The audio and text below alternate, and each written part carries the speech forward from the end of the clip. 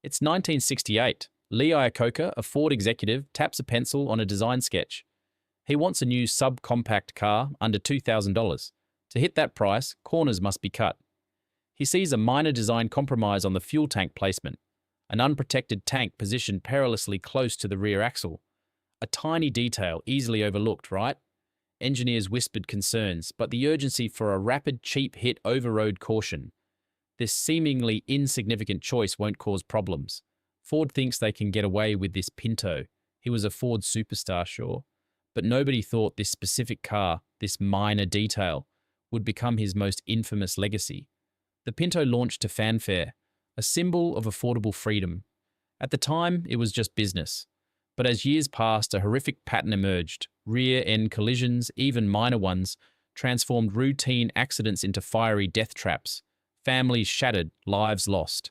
Internal memos began to leak, revealing a chilling corporate calculus, weighing redesign costs against human lives.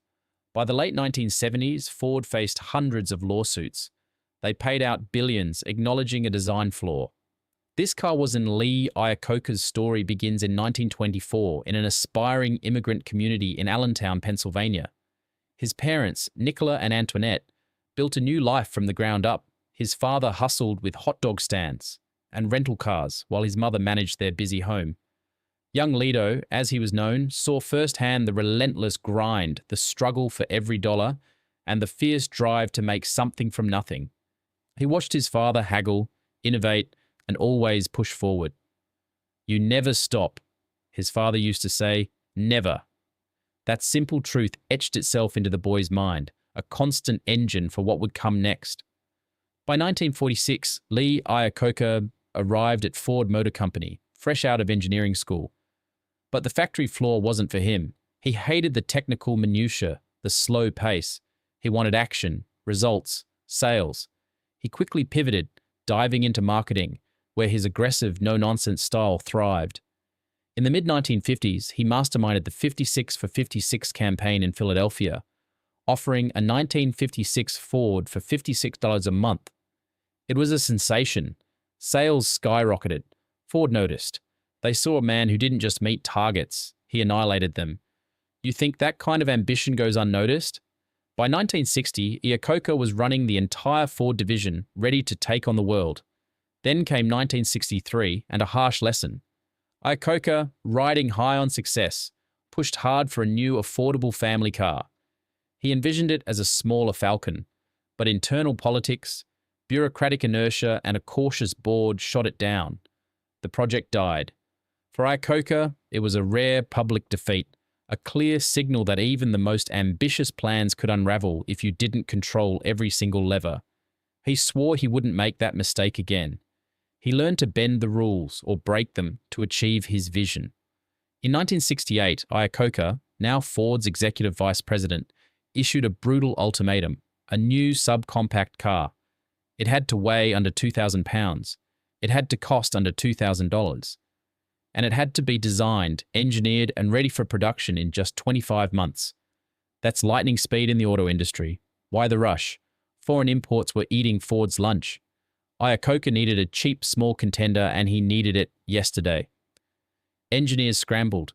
They called it the Pinto, a car born of intense pressure and impossible deadlines. Was this genius or madness?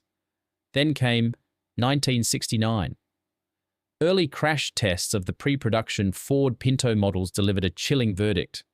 In rear-end collisions, the fuel tank was a disaster waiting to happen. It ruptured. It exploded. Ford engineers proposed a fix, a simple $11 modification.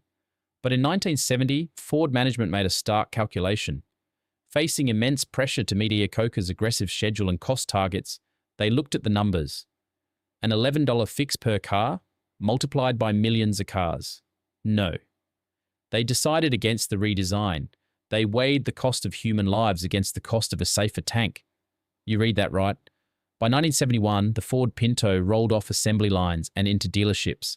It was an instant hit. Affordable, compact, stylish enough for the times. Customers snapped them up.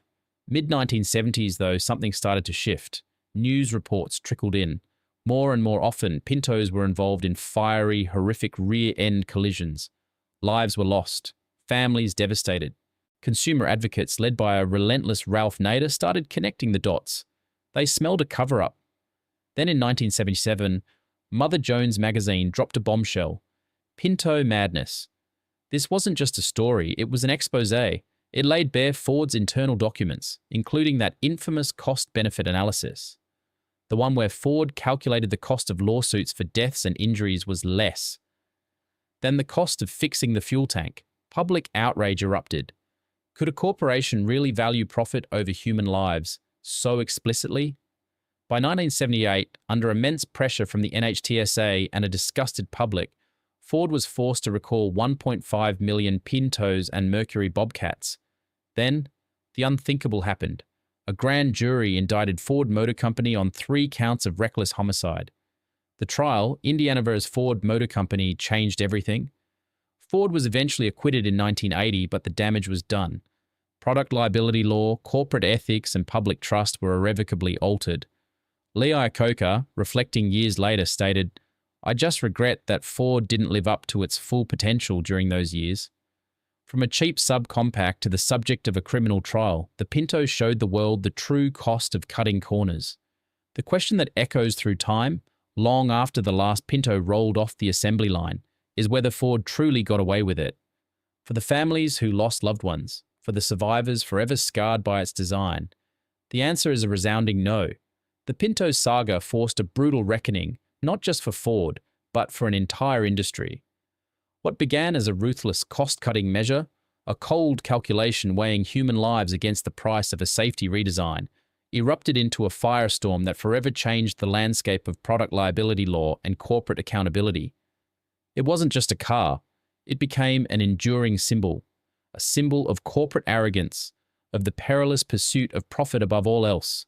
The public outcry, fueled by relentless investigative journalism exposing internal memos and chilling cost-benefit analyses, fundamentally shifted the conversation around corporate responsibility. It catalyzed stricter government oversight, leading directly to sweeping changes in automotive safety regulations, mandating comprehensive crash testing protocols and fuel system integrity standards that were unthinkable just years before. Legal precedents were shattered, empowering consumers and paving the way for a more robust framework of product liability that demanded manufacturers be held to account for their designs.